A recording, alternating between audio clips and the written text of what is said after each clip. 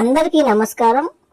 AP రాష్ట్ర ప్రభుత్వం కొన్ని కార్పొరేషన్స్ ద్వారా ఎవరైతే స్వయం ఉపాధితో బతుకు సాగిస్తూ ఉన్నారో వాళ్ళకి సబ్సిడీ లోన్స్ అయితే ఇవ్వనుంది.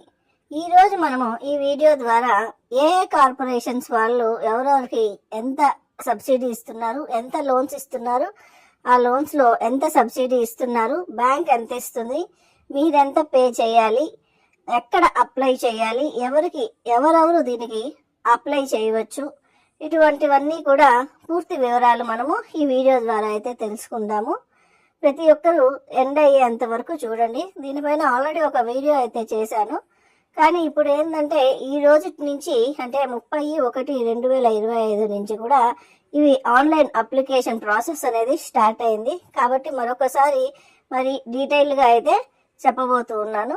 సో వీడియో ఎండ్ అయ్యేంత వరకు అయితే చూడండి. ఇప్పుడు ఏ కార్పొరేషన్స్ లోన్లు ఇస్తున్నాయి అంటే బీసీ, ఈబీసీ, బ్రాహ్మణ, కమ్మ, క్షత్రియ, రెడ్డి, వైశ్య, మరి ఇతర మొత్తం ఈ 7 కార్పొరేషన్లు ఈబీసీ కింద మీ రిమైనింగ్ అన్ని కూడా వస్తాయి. దాంతోపాటు కాపు కార్పొరేషన్ వాళ్ళు, కాపు కార్పొరేషన్ లో ఎవరెవరు వస్తారంటే బలిజ, తెలగ, ఒంటరి, వీళ్ళందరూ కూడా ఈ కాపు కార్పొరేషన్ కిందకు వస్తారు.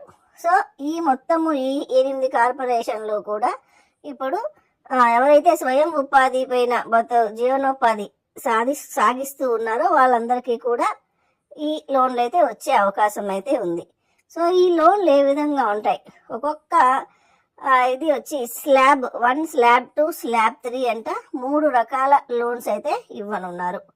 సో స్లాబ్ 1లో వచ్చి 2 లక్షల వరకు ఇస్తారు, స్లాబ్ 2లో 3 లక్షల వరకు ఇస్తారు, స్లాబ్ 3లో 5 లక్షల వరకు ఇస్తారు. సో ఇదండి ఈ దీంట్లో ఇప్పుడు సపోజ్ స్లాబ్ 1 తీసుకుంటాం. స్లాబ్ 1లో గవర్నమెంట్ 2 లక్షల రూపాయల దాకా ఇస్తుంది. ఈ 2 లక్షల్లో గవర్నమెంట్ ఎంత సబ్సిడీ ఇస్తుందంటే 75,000 రూపాయలు సబ్సిడీ ఇస్తుంది.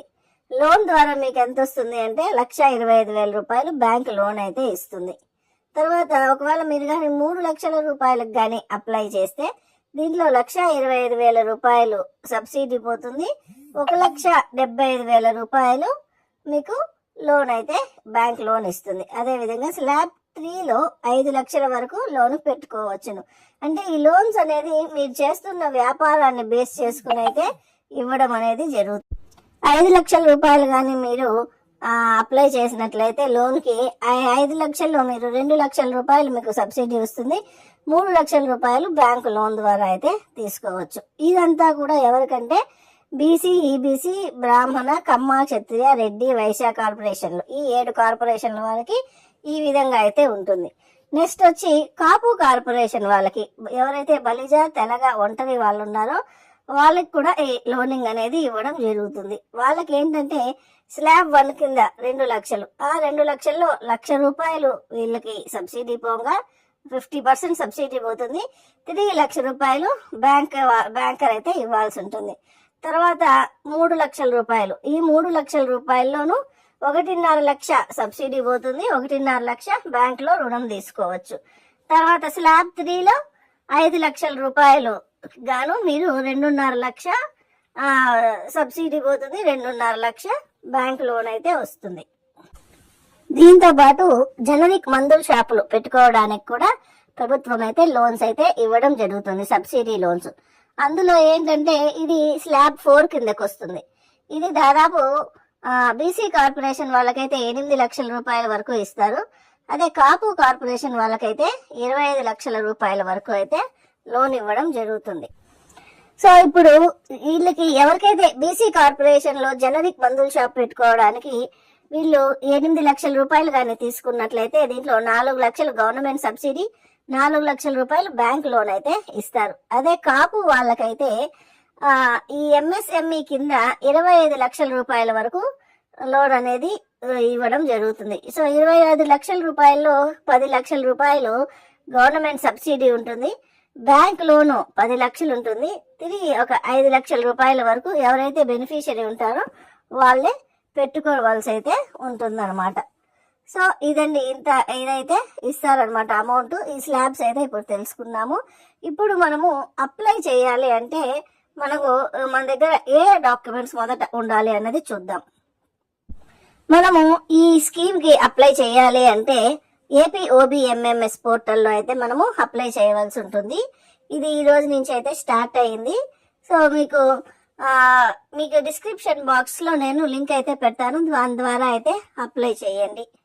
తర్వాత దీనికి కావాల్సిన డాక్యుమెంట్స్ అప్లై చేసేటప్పుడే మీ చేతిలో ఉండవలసిన documents caste certificate, date of birth certificate, ration card ఖచ్చితంగా ఉండాలండి. రేషన్ కార్డు ఉన్న వాళ్ళు మాత్రమే దీనికి అప్లై అయితే చేయగలుగుతారు. దీని తర్వాత Aadhaar card, passport size photo, bank passbook, cell phone number valid అంటే వాడుకలో ఉండే సెల్ ఫోన్ నెంబర్ అయితే పెట్టవలసి అయితే ఉంటుందండి. మీరు ఒకవేళ ఓన్ గా కానీ చేసుకోలేకపోతే మీరు గ్రామ వార్డు సచివాలయాల్లో డిజిటల్ అసిస్టెంట్ ఉంటారు. మీరు డిజిటల్ అసిస్టెంట్ దగ్గరికి వెళ్ళినట్లయితే వాళ్ళు కూడా మీకు అప్లై అయితే చేసి పెడతారు. వాళ్ళకు కూడా ఇన్స్ట్రక్షన్స్ అనేది ఇవ్వడం జరిగింది ప్రభుత్వం నుంచి. వాళ్ళని అప్లై చేయమని అయితే చెప్పారు. ఓన్ గా చేసుకోలేని వాళ్ళు సచివాలయాల్లోని డిజిటల్ అసిస్టెంట్ దగ్గర కూడా చేసుకోవచ్చు. ఈ డాక్యుమెంట్స్ అంతా తీసుకెళ్తే వాళ్ళే చేస్తారు మీకు. ఈ స్కీమ్ కి ఏజ్ ఎలిజిబిలిటీ అనేది ఉంటుందండి.